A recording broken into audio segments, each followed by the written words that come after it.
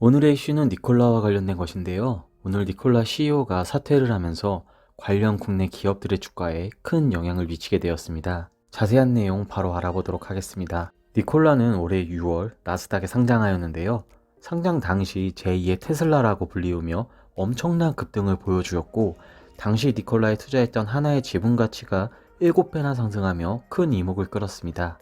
하지만 그것도 잠시 니콜라의 수소 기술에 대한 의구심이 끊임없이 제기되었는데요. 이유는 니콜라가 수소 트럭 관련 매출이 아직 없다는 점이었고, 니콜라의 수소 기술력을 과연 믿을만한가라는 것이었습니다. 테슬라도 과거 초기 앨런 머스크가 사기꾼이라는 소리도 들었으나 결국 몇 년이 지난 뒤 전기차 양산에 성공하여 현재는 전기차의 상징이 되었고, 물론 주가도 비트코인을 연상시킬 만큼 엄청난 급등을 보여주었습니다.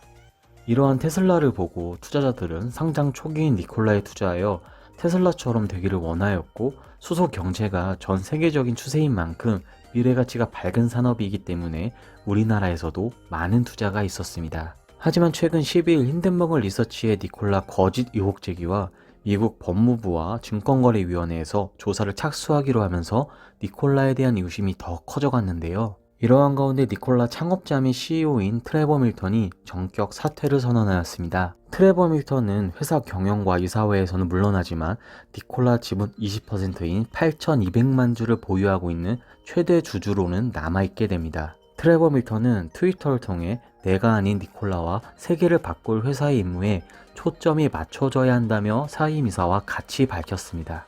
니콜라와 관계되어 있는 우리나라 기업은 먼저 한화를 꼽을 수 있습니다. 18년 한화에너지와 한화종합화학이 니콜라에 1억 달러, 지분으로 보면 6.13%를 투자했기 때문입니다. 상장 종목 중에서는 한화솔루션이 그동안 수혜를 받았는데요. 한화종합화학과 한화에너지가 한화솔루션의 자회사이기 때문입니다. 이러한 이유로 오늘 21일 기준 한화솔루션은 마이너스 7.4%나 하락 마감하였습니다. 그동안 니콜라 이슈로 올랐던 부분에 대한 어느 정도 조정이 불가피하다고 생각됩니다.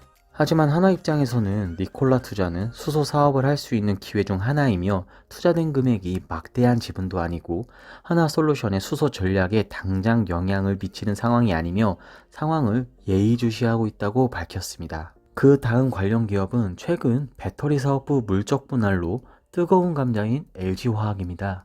LG화학은 한화처럼 니콜라에 직접 투자를 하진 않았지만 니콜라에 GM이 투자하며 베저 트럭을 개발하는데, 이 트럭에 GM과 LG화학이 공동 개발한 배터리가 탑재될 것으로 기대하고 있었습니다. 이러한 이유로 미국 오하이오주에 합작 공장을 건설 중에 있었습니다. LG화학 관계자에 따르면 니콜라에 대한 공급 여부 없이 GM의 전기차에 공급될 것이기 때문에 전혀 문제가 없다는 반응입니다. 국내 업계에 따르면 이번 니콜라 CEO 사태로 인해 글로벌 수소차 흐름은 막지 못할 것으로 보고 있습니다.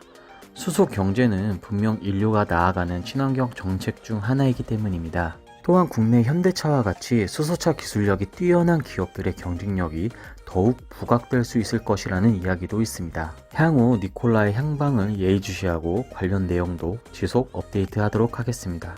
시청해주셔서 감사합니다.